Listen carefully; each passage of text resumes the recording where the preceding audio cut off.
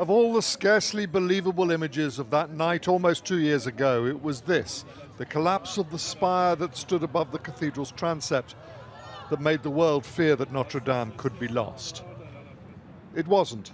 It stands, still, with a massive effort underway to restore its former glories in just a few years' time, and with a plan to rebuild that spire exactly as it was.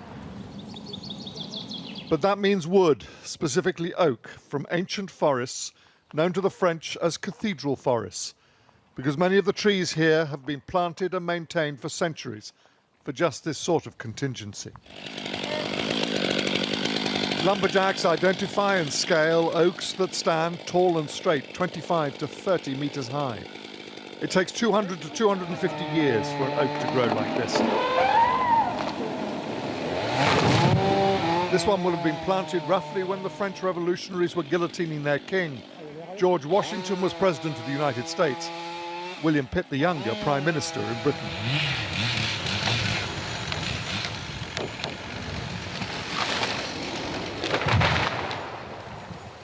The felling of one of nature's most magnificent creations is a tragic sight, but at the same time, it has given this ancient tree a new purpose.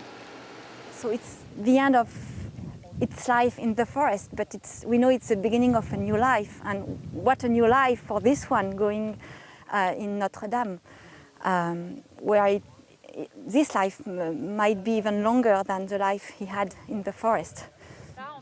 Only from a trunk like this can you cut the 20-meter-long single beams that will form the base of the new spire.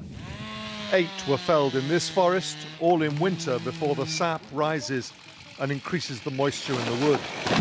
But they will need 1,000 of these oaks cut from forests across France before the restoration of Notre Dame is complete.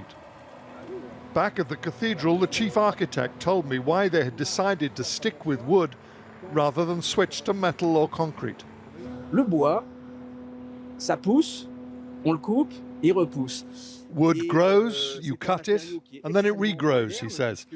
It also captures and stores carbon and is extremely durable, so you see wood is, ultimately, a very modern solution. Finalement une solution très moderne. Trees will die so that Notre Dame can be restored to life, but what a rebirth that will be of one of Europe's greatest cultural and religious treasures. James Mates, News at 10, Paris.